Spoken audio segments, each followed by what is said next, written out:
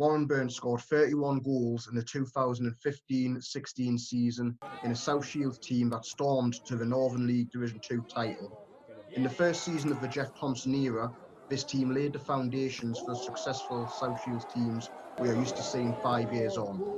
In the first of a two-part interview, Wazza talks about the early days of the team coming together, the signing of Julio Walker, and what made the team so formidable.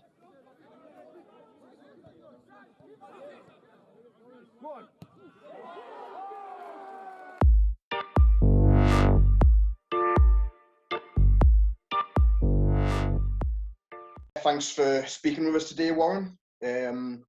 It's, as I say, a compilation of the highlights of your 2015-16 season. So you joined Shields in that first season of the Jeff Thompson era. First season also back in South Shields, obviously after the 2-year exile in Peterlee. How did the move come about, first of all? I'm not sure whether there was already a few lads from over my way, the likes of Darryl. Who else was there early doors? There was 3 or 4 of us anyway, and I'm not sure. It actually came about. I think I got in touch with Kingy, to be honest. He tried to sign me a few times. I think when he was at Morpeth, and obviously I heard good things were going to be happening there, and I think I got in touch with him, to be fair, and he's just said like, oh, we'll come along training and what have you, like for pre-season, and we'll just take it from there, sort of thing. Because the amount of people that were turning up for them first few sessions and what have you, it was crazy numbers there. And then obviously he's just dwindled it down to like how many he wanted, sort of thing, like the 20 or whatever. But like I say, I mean, from them first few sessions, like players that were there, you knew what was coming, what sort of side you were going to get together, like, so you just knew it was going to be decent, like. Oh, brilliant. Good. So already you could sort of tell at the beginning there's a hallmarks for a team that could be, winning Northern League Division 2 potentially. Oh yeah, straight away. I mean, like I say, you were looking around and you're thinking, well, it's a first division side already. This, you know what I mean? Like players you had around you, it was basically a first division side. I mean, we proved that off some of the games we actually played, cup games that year against higher teams. How we we coped all right with them, and we obviously give them games like. Yeah, definitely. What sort of players were standing out for you then in these initial training sessions? Well, I think I'd already played with a few players at other sides, but obviously you had your likes of Briggsy, Galps, Darryl, players like that. So, like I say, you knew straight away you were in for a good season just with the players that were coming, and then obviously we'd had a few sessions, a couple of weeks, and I think Julio turns up, so that just topped it off, really. Yeah, I can imagine. And I mean, we'll talk more about Julio later on, of course, anyway. But as I say, it's pretty much an entirely new squad after the club returned from Peterlee. Was there any difficulties in the beginning, at least, as far as getting the squad gelled together? Not that I know of, to be fair, because like I say, the players that they were bringing in straight away, you just knew that they were wanting to do things from the off, sort of thing. You know what I mean? Yeah. Just the, like I say, the talent that was there already. You just knew this team was going to get promoted within that season.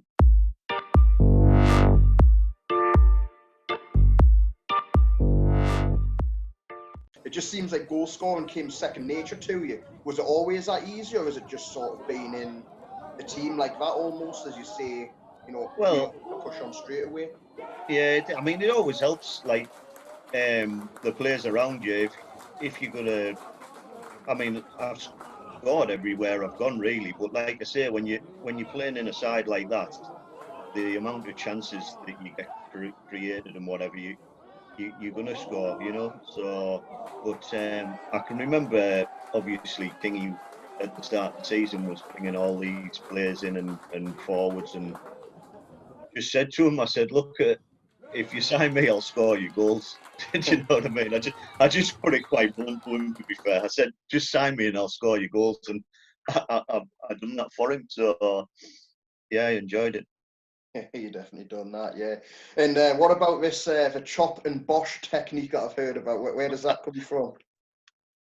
You know, I don't know who actually made that up, to be fair, but it's just stuck with me for a while now. I think it's just with this. I always tend to cut inside, and I'm like chopping it and then bosh finish. I don't know who made it up, to be fair. Brilliant. Well, no one can argue that it didn't work, you know what? It clearly did. Yeah, yeah. Get in, get in, get in. Get in, Hartness. Despite scoring 31 goals that season, Warren at times found himself making an impact when coming off the bench. I actually think I might have been a bit knocked that game because I don't know whether he left me out. I think I might have only come on as a sub against Brighton. Yeah, I'm gonna have a look because there's you've got the number 12 shirt on. Yeah, there's a fair I few thought of these. I was going to ask about that because I mean you scored a hell of a lot of goals, but a lot of these highlights you've got like a substitute number on your back as well. Well, it's funny you should mention because the other one, that late Wickham, the night match, I actually came on that night as well. Yeah. And it was 0-0 at the time. I think I'd only been on about 5 minutes, and then obviously I smashed that one in. So yeah, I enjoyed that one as well. Yeah, I bet you did. I bet you did. I guess is it always sort of like when the manager does bench you, is it sort of like when you come on, it's personal. You want to just sort of prove them wrong as much as obviously do well for the team as well. Yeah, I think it is. I never used to like getting left out. I mean, no one does, to be fair, but yeah, it's just one of them things. I just wanted to be on the pitch and scoring and obviously winning games.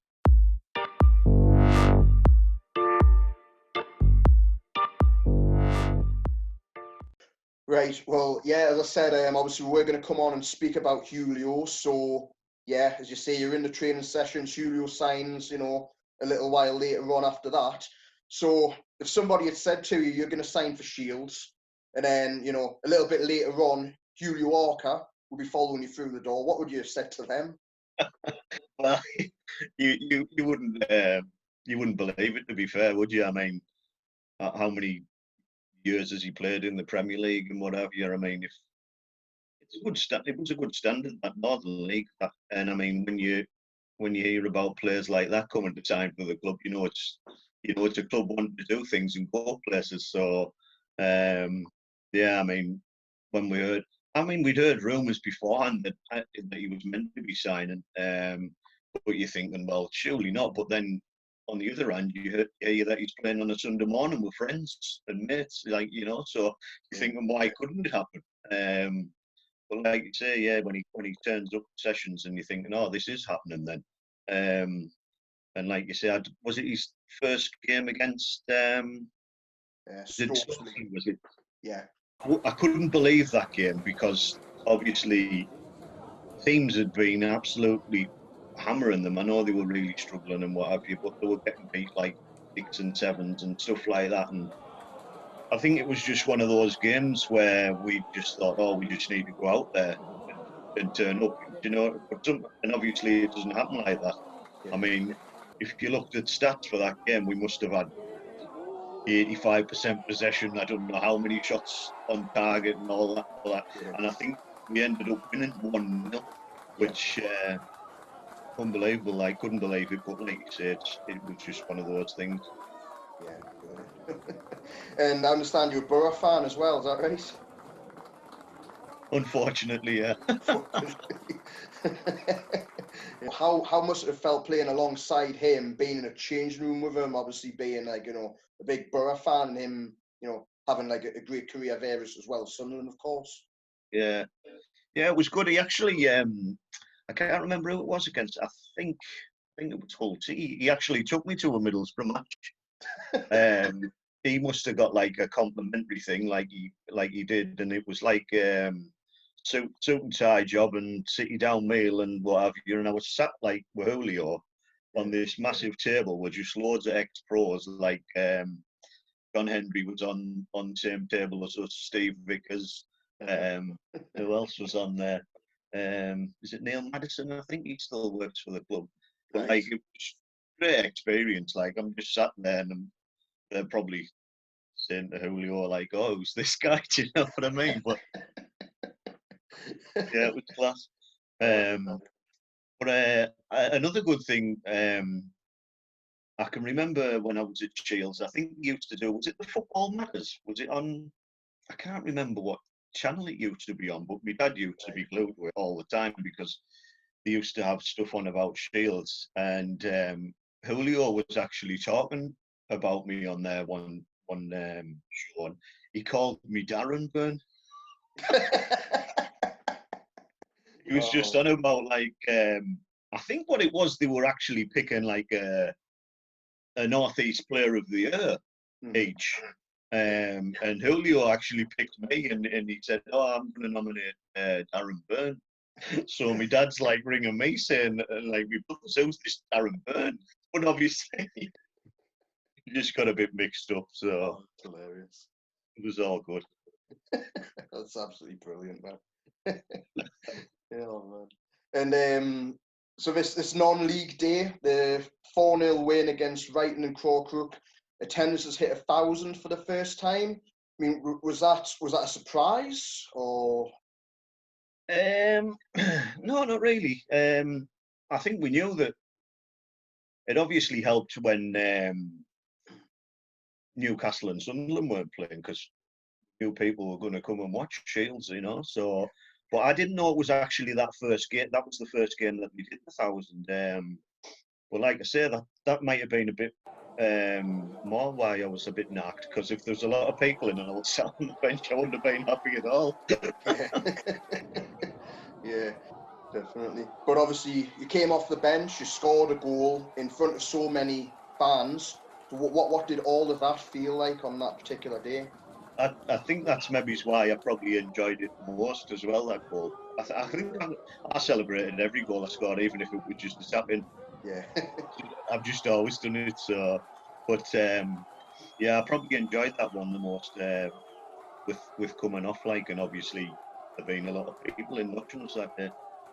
Yeah, definitely. And you know, in general, obviously this is massive attendances for, you know, the Northern League Division 2 level. You know, if you're going into that pretty much every single home game, like, you know, does that really spur you on as a player? Like, how does that feel in general? Never mind just a non-league day one. Oh yeah, definitely. I think it does. I mean, no disrespect to like the smaller clubs, but I mean, some of them don't even get 100 into watch. Do you know what I mean? So if you're like turning up for a home game and you know that you're going to get at least 1,000 people in watching you, I think it just encourages you to obviously put a performance in and do well, because you're doing it for them really as well as yourselves, you know. Yeah, spot on. And you know, I think it's fair to say probably, you know, obviously Julio was the draw for Shields. You know, that's maybe just who got the fans in the gates potentially. But obviously, as well as Julio, of course, we had yourself. You're very prolific, scoring the tap-ins as well as spectacular goals. You know, fans are going to absolutely love that. Like, did you feel the affection also from the fans towards you, and it wasn't always about Julio, just about him? Yeah, I thought that. Yeah, I think I went down as a fan's favourite there, or I would like to think so anyway. But like I say, I mean, it was like with all the other lads as well that were there, like Briggsy, Scruggs as well, with him being from Shields, Yeah, popular lad and what have you. I think it was just with everyone really. Like, but obviously it helped with the goals I scored. You're bound to be. It's just like Chiro when he was at Newcastle or whatever, in it, or Phillips when he was at Sunderland. You know, you're gonna be a favourite. Like, so, good times.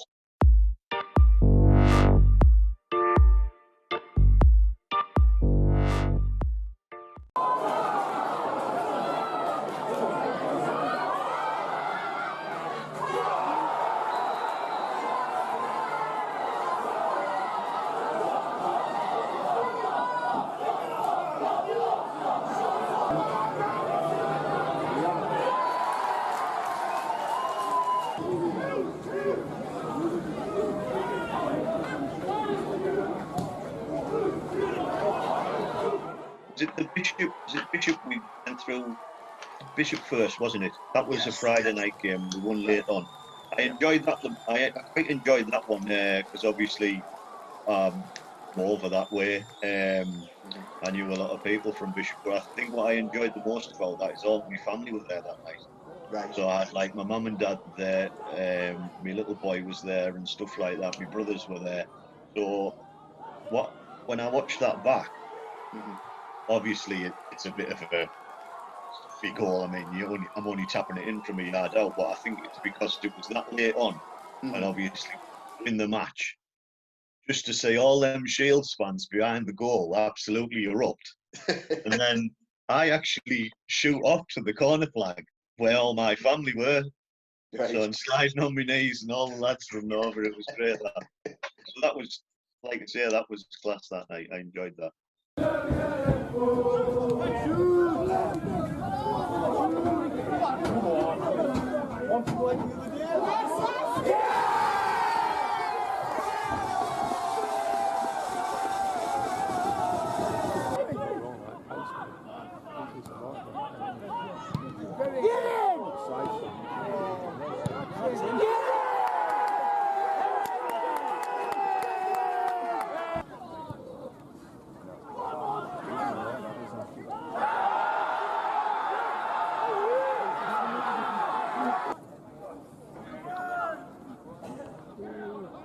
Come on!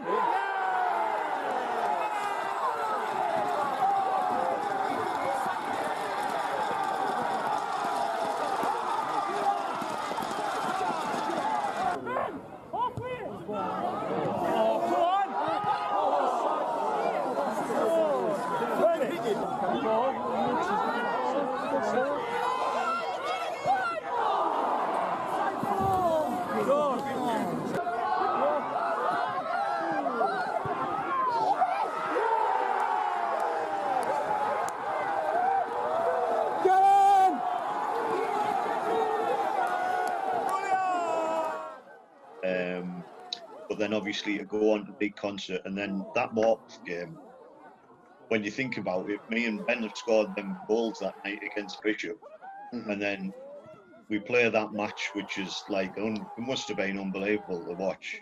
Yeah. Like the actual game itself, and then obviously you've got the extra time and the penalties. Then me and Ben score them goals against Bishop, and then obviously go miss our penalties. You know what? Yeah. For me to score that volley right late on in extra time to take us there as well. I mean, penalties is just like pot luck, isn't it? Yeah. But I think if we'd beat them that night, we'd have gone on to win that. I think so. Win the whole competition of ours. Yeah, I think we would have. Yeah. That's just like you said earlier on. You know, you were a Division 1 team playing in Division 2, but that's like that's how strong you were. You would have felt you would win the FA Vars. Obviously, a year earlier, Vanda did in the end. Yeah, yeah.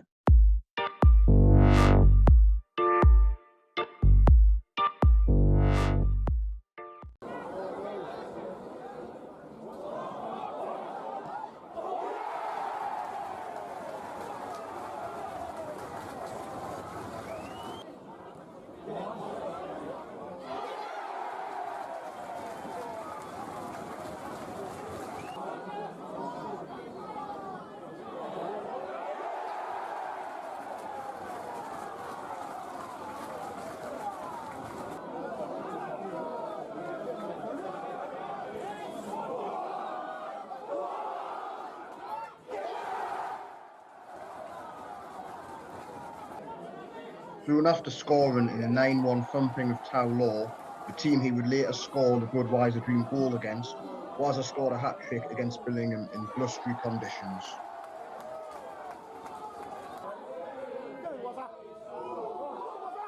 That Billingham one I do remember very well because, like I say, yeah, it was really windy that day. Straight away, you know it's going to spoil the game. Wind that's, and you'd rather play in like rain than wind like that. Yeah. I think there was goal kicks going out for corners at one stage. And then I think even looking at your third goal, I think the goalkeeper saved it. but then somehow the ball ended up blowing all the way back into the net, if you remember. Oh, I think it had a. I can't remember exactly how it happened, but it just. I think it was just like the big backspin on it that took it in. Yeah, it's so here's a shot saved by the keeper, backspin, and it just ends just trickling into the. Yeah, going in. It might have clipped the post as it went in or something, I think. Yeah. What I like about that the most as well, obviously, them 2 goals you see down that far end in the second half is just the reaction of like Kingy and Andy and Mids, like, you know, just their reactions. Yeah. Just they're celebrating as much as I am, sort of thing. Mad. And then that win strengthened the lead at the top of the table, and the team were really starting to come into their own at that point. So, what do you think made the team so formidable at that point? I don't know. I think we just seemed to get stronger and stronger as the season went on. You know, you're just turning up for home games wherever, playing away, and like I say, in the back of your head, you just knew straight away, oh, we're going to win today. You know, we're going to win today. We seem to just have that mentality all the time. Yeah. So, like I say, you knew you were a second division side, but had basically a first division team there. Yeah. Yeah. Well, and you know, the team spirit. What was that like? It must have been like, you know, great going into a changing room thinking, yeah, we're going to win every game, and knowing like, you know, the skill level is so much higher than, you know, the other teams in that league potentially. Yeah, I think, like I say, because you were surrounded by that many good players, like usually, if 3 or 4 you do have an off day, you know, like them other 7, 8 lads will pull you through. Do you know what I mean? So Yeah.